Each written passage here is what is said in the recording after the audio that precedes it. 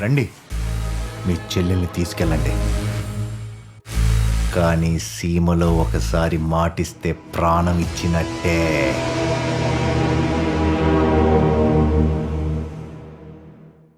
నేను మాటిచ్చాను, పోయింది. నువ్వు నిలబెట్టావు. మా చెల్లెలు మా ఇంటికొస్తే అది మీ ఇంటి కోడలు కానీ వస్తుంది. ముహూర్తాలు పెట్టి ఫోన్ చేయండి. అన్నయ్య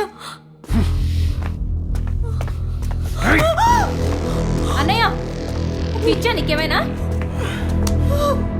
చంపేస్తావా ఏంటి దాన్ని? అది నాలాంటి ఆడపిల్లే కదన్నయ్య. చంపాలనుకుంటే దీన్నే పొడిచేదాన్ని కదా. అది నాకు చేసిన అవమానం ఇలాంటి అవమానం కాదు. అలా అని దీన్ని నీకు వెంటనే ఇచ్చి పెళ్లి చేస్తే నా రివెంజ్ తీరదు.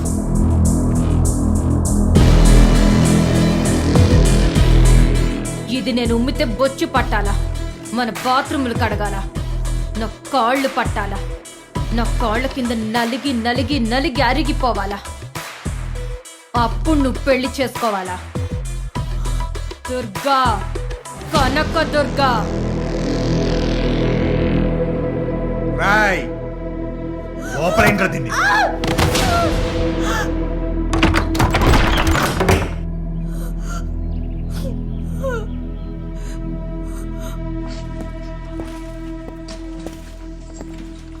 ఎలా ఉంది హెల్త్? కాస్త ఆటో ఇటో దిగితే నేనుండే ప్లేస్ మారేదని డాక్టర్ మా ఫ్రెండ్కి చెప్పింది. జస్ట్ మిస్ అయ్యి బతిపోయాను. నీకో విషయం చెప్పాలి. నాకో విషయం తెలియాలి. అసలు ఎవత్తది? నీ ఫ్రెండ్కి చేయాల్సిన ఫంక్షన్ నాకు చేసింది. అసలు ఆ ఫంక్షన్ ఏంటి? అమ్మమ్మమ్మమ్మ, నా వెనక ఇంత ఫంక్షన్ జరిగిందా? ఆఫ్టర్ ఆల్ ఇద్దరు అమ్మాయిలు ఈగోల కోసం నా ప్రాణాలతో ఫుట్బాల్ ఆడతారా?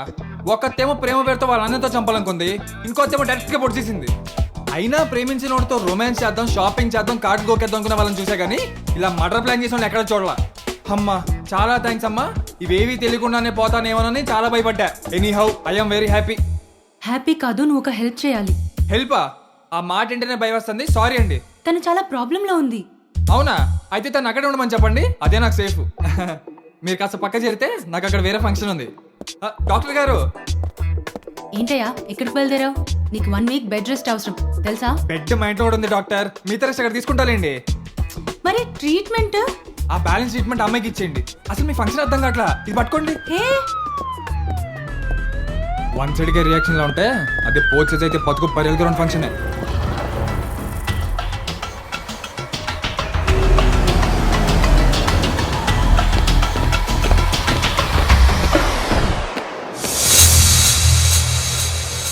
వారిని వైఫై కన్నా స్పీడ్గా ఉన్నారే.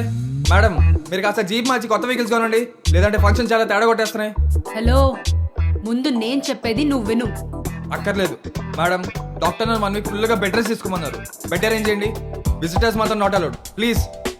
వామ్మో, ఈ అమ్మాయిలు మిడతల దండుగా డేంజర్ రా బాబు.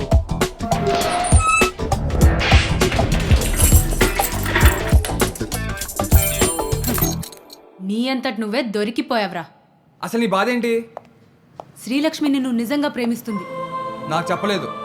అరే మెంటల్, ఎప్పుడూ సెకండ్ వచ్చే ఒక అమ్మాయి జీవితంలోకి నువ్వు వచ్చి ఫస్ట్ తెప్పించావు. తన లైఫ్లో పొందలేను అనుకున్నది నువ్వు అందించావు. అప్పటి నుంచి తను నిన్ను లవ్ చేస్తుంది.